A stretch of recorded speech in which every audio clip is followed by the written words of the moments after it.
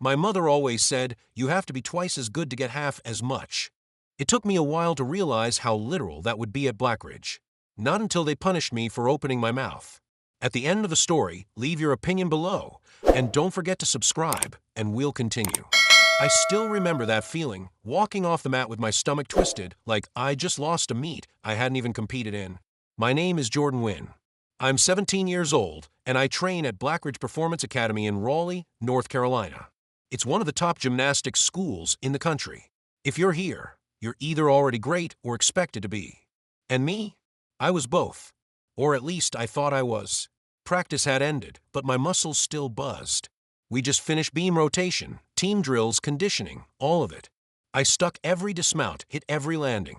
But when Coach Mirren called us into the chalk-dusted lecture space near the lockers, I had this itch under my skin I couldn't shake. She stood in front of us like a statue in a polo shirt, arms folded, eyes sharp. I just want to say, she began, that here at Blackridge, we treat every athlete the same. Equal opportunity, equal access. That's been our foundation since day one. I blinked, thinking I misheard. Equal. Here? A few of the girls nodded. Some kept their eyes down. But I couldn't let it slide. I didn't plan to say anything, I really didn't, but the words came out anyway. Actually, I said, standing up straighter, that's not true. The room went still. Coach Mirren turned toward me slowly, like I was a fly that had just buzzed into her line of sight. I kept going.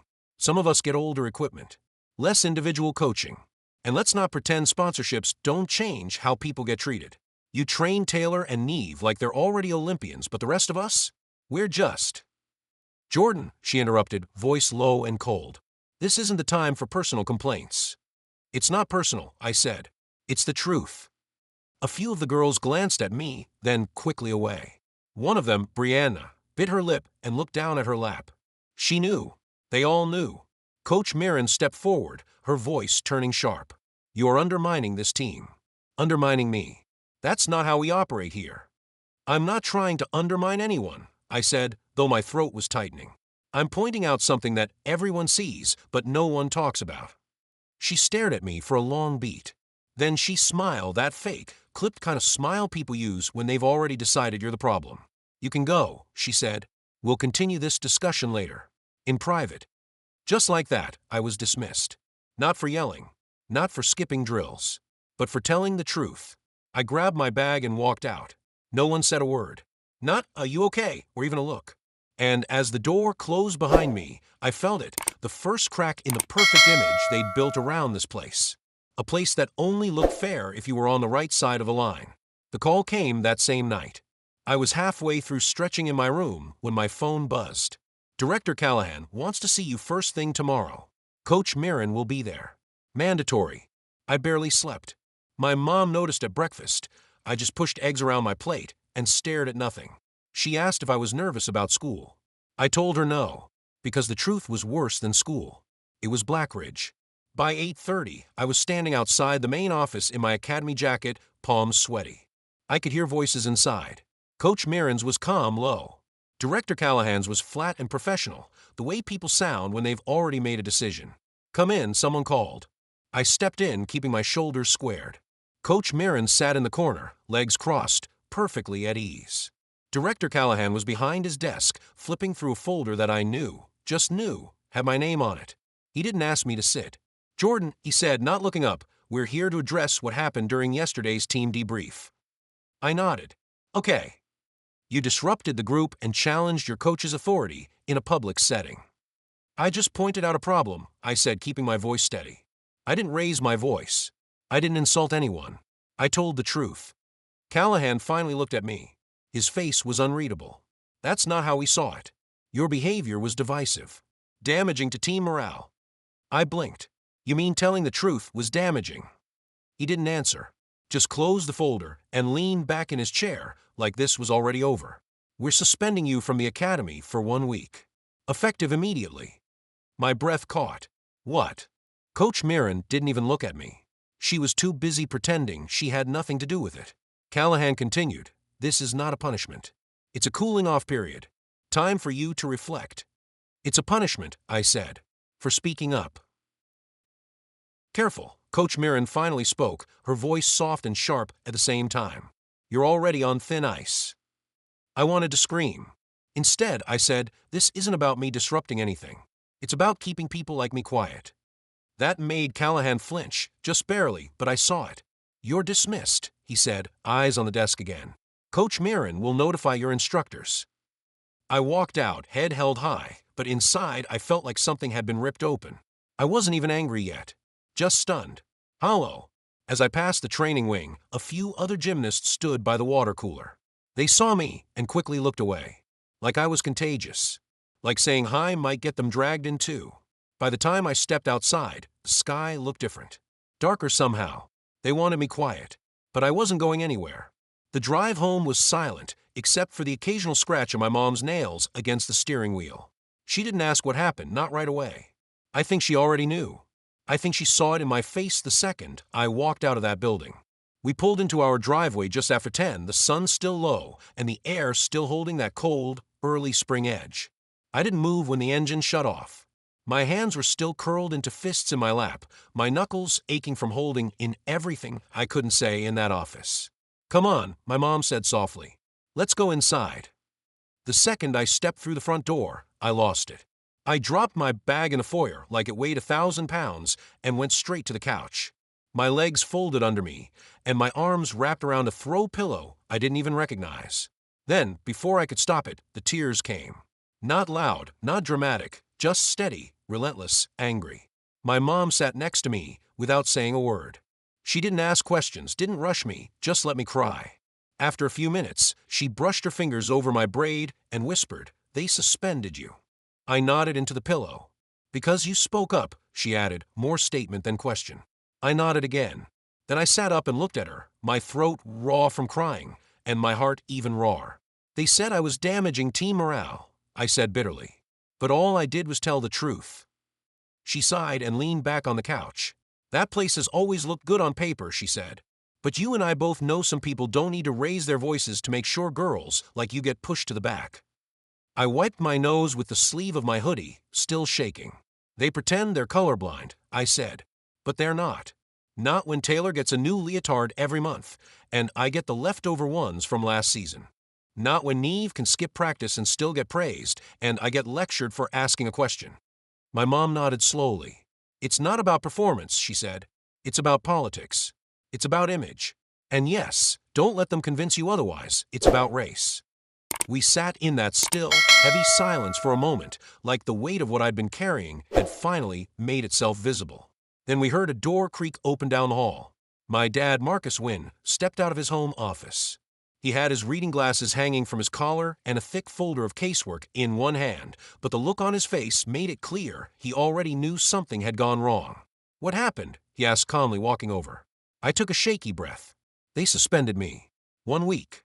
For being disruptive." He didn't flinch, just nodded once and set his folder on the coffee table. "Tell me everything," he said. "Start from the beginning. Don't skip anything."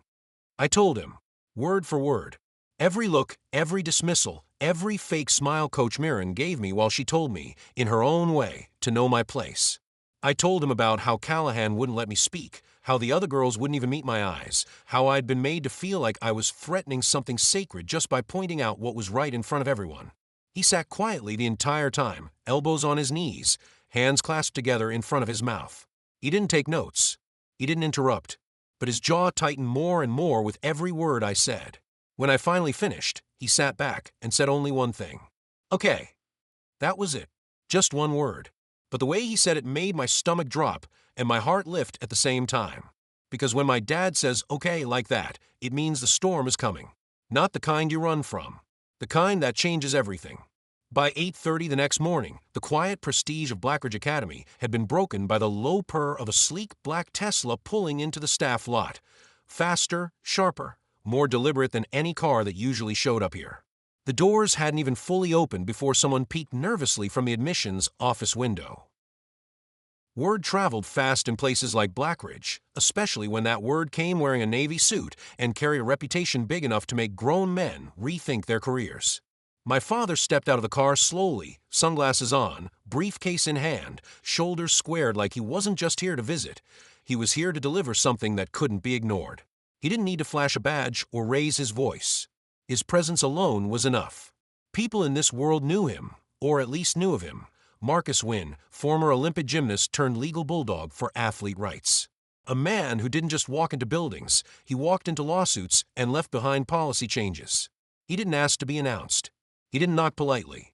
He pushed the glass doors open like they owed him answers and walked straight through the front office without even slowing down. Inside Director Callahan's office, the air shifted as soon as my father entered. Callahan stood quickly, clearly flustered, as if he had expected an email, a phone call, anything but this. "Mr. Wynn, this is unexpected," he stammered, rising from behind his polished desk with a forced smile. "It shouldn't be," my father replied coolly, placing a thick folder onto the desk without breaking eye contact. "You suspended my daughter without due process, without any written documentation, and without even pretending to care about what she was actually trying to say." Callahan opened his mouth, but my father cut him off before he could launch into whatever well-practiced nonsense he had prepared. "You've created a culture here that punishes dissent, particularly when it comes from girls who don't look like your poster athletes. And don't bother playing dumb. I've been watching Blackridge for years. You promote equity in your brochures, but enforce silence in your hallways." The director shifted uncomfortably, glancing toward the door as if hoping someone might save him. But no one came. There was no script for this kind of confrontation. No fundraising dinner smile that could fix this. I've included in that folder several formal complaints from parents and athletes, most of them Black or Latina, who've witnessed unequal treatment, ignored injuries, and a clear pattern of favoritism based on appearance, funding, and connections, my father said.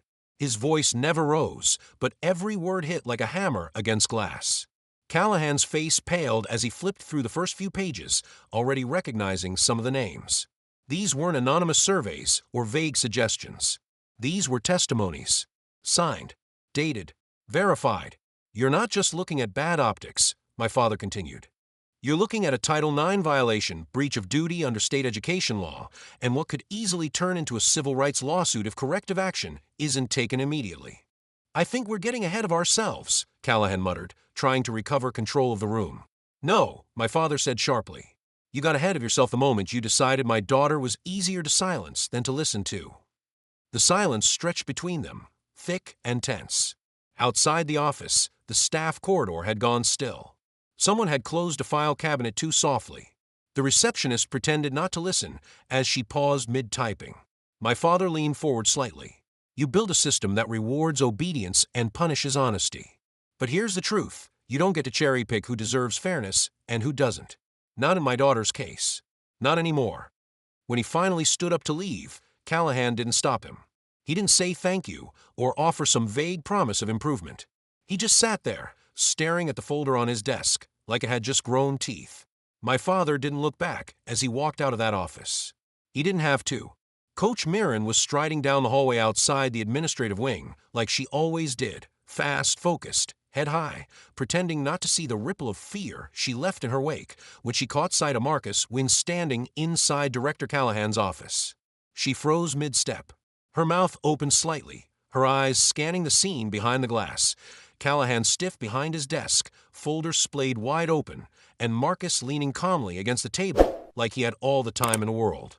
She turned as if to keep walking, but it was too late. My father lifted a hand and gestured toward the open door. "Coach Mirren," he said evenly, his voice carrying like it always did when he wanted everyone to hear it. "Why don't you come join us? We were just getting started." Her smile came slow and tight, the kind of smile you wear when you know you're cornered but still believe charm might save you. She stepped in, standing near the bookshelf like a guest instead of the reason the room had gone cold. "I'm not sure what this is about," she said carefully, folding her arms like a barrier between herself and the truth. My father ignored the performance. He reached into the folder and pulled out 3 neatly stapled packets, each one marked with a name, Brianna H., Amaya S., and Layla T., all current or recently withdrawn students from Blackridge. Each one was a gymnast. Each one was a young woman of color. "These are student testimonies," he said. "They describe a consistent pattern of differential treatment, verbal humiliation, and denial of opportunities based not on talent, but on visibility, sponsorships, donor ties, and most notably, race."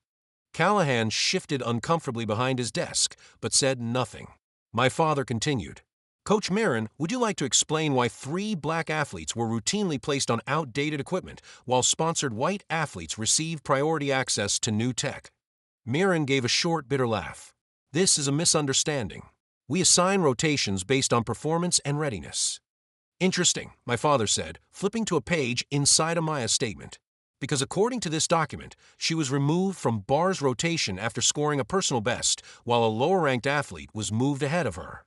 And this wasn't the first time it happened. Miran's jaw tensed, but she stayed quiet. He laid down another packet. And here's a copy of a recorded team meeting where you told Brianna, and I quote, "You people have to learn discipline if you want to compete with the best." Callahan's face turned a shade paler. Miran's smile vanished completely.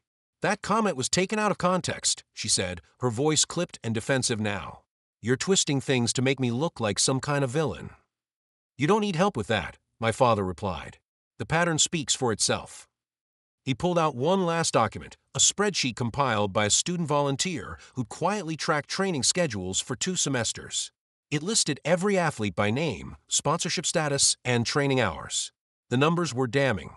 High-profile white athletes received more individual coaching time, more media opportunities, and significantly more access to traveling meets, he said, while your black and brown athletes were given shorter routines, fewer showcases, and more disciplinary write-ups for minor infractions. Miran stepped back, her face hardening into something colder than denial, panic pretending to be indifference. "These girls are emotional," she said flatly. "They take criticism personally. That's not racism, it's just coaching." "Then why does your coaching only break down certain girls?" my father asked quietly. "Why do your harshest lessons always land on darker skin?"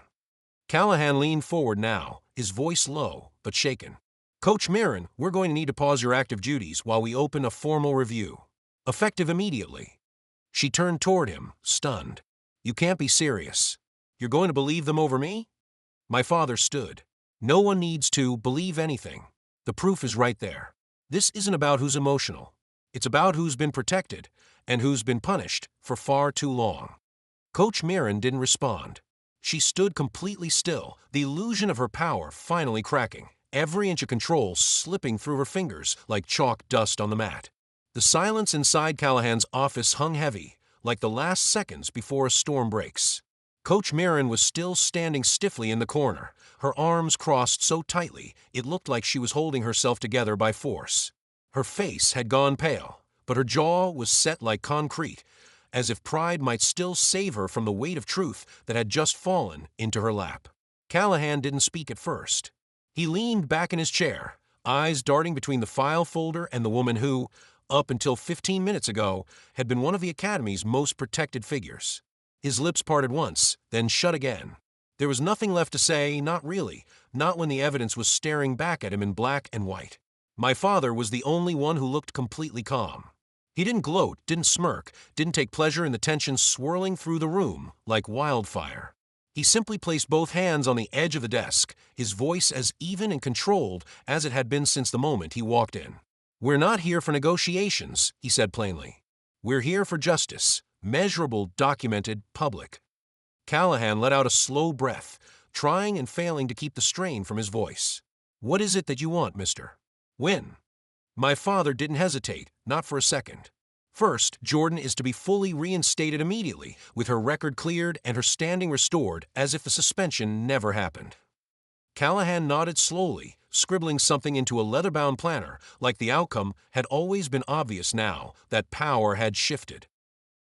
"Second," my father continued, "we want a written apology from this institution addressed directly to Jordan, acknowledging the suspension was not only inappropriate, but rooted in institutional bias, both racial and procedural." Coach Marin scoffed loudly, a bitter, humorless sound that bounced off the walls. "You want me to apologize?" she asked, her voice laced with disbelief. "For doing my job? For maintaining discipline in a program that's built champions?" My father turned to face her, without blinking. "No one's asking you to apologize for coaching. We're demanding you apologize for systematically devaluing athletes based on race, sponsorship, and status, and calling it structure." Marin stepped forward, her voice rising with desperation now. "You're reading too much into this. There's always someone ready to cry racism when they don't get what they want." Callahan didn't look at her. He looked down at the file again, flipping to a page near the end, one that contained the anonymous staff complaints that had quietly started piling up over the past year. Too many. Too similar. Too damning. "Coach," he said, his voice low and dry, "either you write that apology or you hand in your resignation." Mirren looked stunned. "You're siding with them." Callahan's voice broke just a little. "I'm trying to save this school from collapsing under the weight of its own hypocrisy." She laughed, a sharp, defensive bark that sounded more like a threat than amusement. "I've built this program.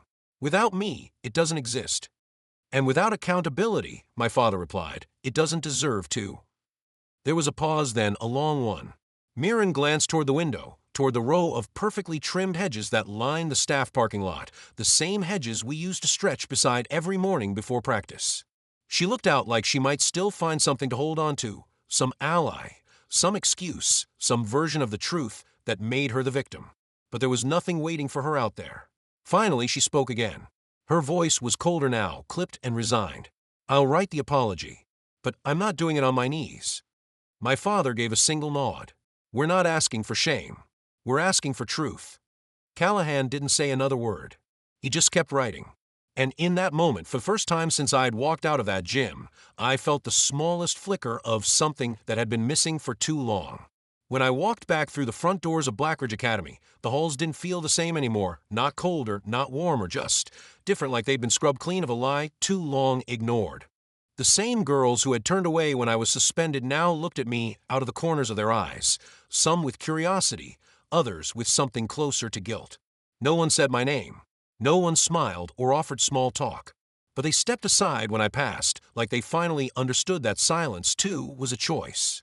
Coach Mirren stood by the far end of the training wing, back straight, jaw tight, shoulders squared like she was still holding on to the last thread of authority that hadn't completely unraveled.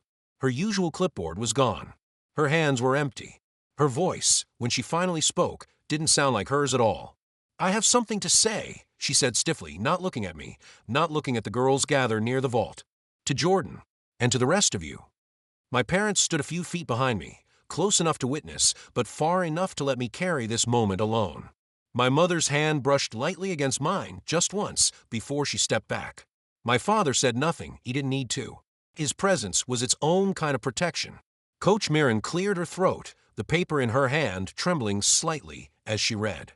"The Academy has reviewed recent disciplinary actions and found that she paused here, swallowing the words like they tasted like ash, acted without full awareness of my own biases. "I apologize to Jordan Wynn for the inequitable treatment she experienced under my leadership." She stopped reading. Her eyes finally met mine, but not with the usual control or condescension. This time they were tired, hollow, like she'd seen the edge of something she hadn't expected, and realized it stared back. "I'm sorry," she added, this time without the paper. I didn't nod. I didn't smile. I didn't say thank you, because I wasn't grateful to be acknowledged. I was owed this. I stepped forward, letting every inch of silence stretch out between us, making sure she and everyone else heard the power in my stillness. My voice didn't shake when I finally spoke. It didn't rise or fall for drama. It just landed, sharp, steady, undeniable. "I'm not here to prove anything anymore," I said. "Not to you. Not to anyone in this building. You wanted me quiet. Instead, you reminded me why I'll never stay silent again." No one clapped. No one cheered. But something shifted in the room. Something invisible, something real. A few heads nodded. A few backs straightened. Because for girls like me, winning doesn't come with medals or photo ops. It comes with walking back into the places that tried to erase you. And taking up space anyway. Why is speaking up still considered a threat